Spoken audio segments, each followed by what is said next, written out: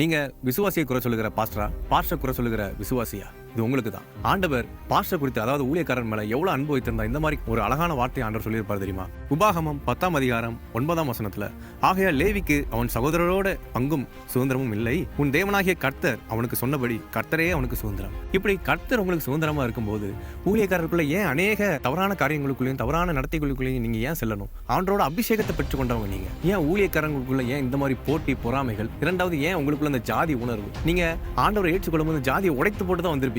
போக போக ஏன் உங்களுக்குள்ள இந்த பிசாசு இந்த ஜாதிங்கிற உணர்வை உங்களை தூண்டுகிறாங்கிறத உங்களால அது புரிந்து கொள்ள முடியலையா, இல்லை ஆராய்ந்து கொள்ள முடியலையா?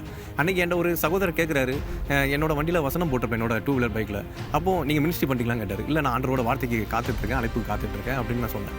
அப்போ நீங்க எந்த ஊருன்னு கேட்டார். நான் இந்த மாதிரி என் ஊரை நான் சொன்னேன். அதுக்கு அவர் சொன்னாரு, அந்த ஊரை சொன்னோன்னே நீங்க அந்த ஜாதியா அப்படின்னு கேட்காரு. அடுத்த வார்த்தை நான் கேட்டேன், இப்படி நீங்க ஊழியக்காரராக இருக்கீங்களே, இப்படி நீங்க ஜாதி பார்க்கலாம்னு கேட்டதுக்கு, ஏன் பழைய ஏற்பாடுல அந்த இனம் இந்த ஜாதி அந்த ஜாதின்னு சொல்லப்பட்டிருக்கு அப்படின்ட்டு சொன்னார். அதெல்லாம் பார்க்கறது தப்பு இல்லை அப்படின்னு.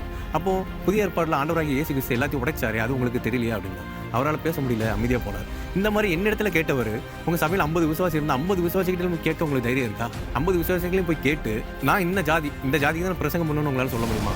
ஆண்டவர் அடித்து போடுவார்னு உங்களுக்கு பயம் இல்லையா? அதே போல விசுவாசிகளுக்கும் நான் உங்களுக்கு ஒரு காரியம் எடுத்து கொடுக்க விரும்புகிறேன். 1 சாமுவேல் 26ஆம் அதிகாரம் 9ஆம் வசனத்துல, கர்த்தர் அபிஷேகம் பண்ணிவிட்டவர் மேல் தன் கையை போட்டு குச்சமில்லாமல் போகிறவன் யார்? நீங்க ஆண்டவர் தேடுறீங்களா, இல்ல பாஸ்டர் தேடுறீங்களா? நீங்க ஆண்டவர் தேடினா ஆண்டவரே உங்களுக்கு வார்த்தை கொடுப்பாரு. ஏன் நீங்க பாஸ்டர் தேடி? பாஸ்டர், உண்மையான பாஸ்டர் ஏகப்பட்டு பேர் இருக்காங்க. கர்த்தருக்குள்ள இருக்கிற தேவ மனுஷன் அநேக பேர் இருக்காங்க. இந்த அநேக பேரை நீங்க ஆராய்ந்து கொள்ளணும்னா, நீங்க வேதத்தை நீங்க ஆராயாம அவர்களை ஆராய்ந்து கொள்ளவே முடியாது, யார் கர்த்தருடைய உண்மையான தேவ மனுஷன் என்று. ஏன் எனக்கும் ஒரு தேவ மனுஷன் இருக்காங்க, இந்த மாதிரி அநேகருக்கு ஒரு தேவ மனுஷன் இருப்பாங்க. அது கர்த்தருக்கு ஸ்தோத்திரம் நம்ம பண்ணணும். நீங்க ஆசீர்வாதத்தை தான் விரும்புறீங்களே தவிர, சத்தியம் என்ன சொல்லுது? ஆண்டவர் வரப்போகிறார் என்ற ஒரு பயமே இல்லாம, ஆண்டவர் வரப்போகிறார் இது கடைசி காலம் என்று ஒரு உணர்வு அடையாம நீங்க எப்படி உங்களால இருக்க முடியுது? அநேக பாஸ்டர் நல்ல தேவ மனுஷன்லாம் உங்களுக்கு அதை எச்சரிக்கிறாங்க. அது நீங்க ஒரு எச்சரிப்பை கூட நினைக்க, இவருக்கு வேற வேலை இல்லைன்ட்டு நீங்க அதை தூக்கி எறிந்து கொண்டு போறீங்க. ஒரு நாள் நோவாவோட பேழையை எப்படி ஆண்டவர் அடைத்தாரோ, அதே போல அவர் 2ஆம் வருகையில அவரோட கதவுகளை அடைப்பார். அடைக்கும் போது நீங்க எங்க போவீங்கன்னு எனக்கு தெரியாது. அதுதான் இந்த காரியம் உங்களுக்கு கடைசியை காமித்து கொடுக்க விரும்புகிறேன்.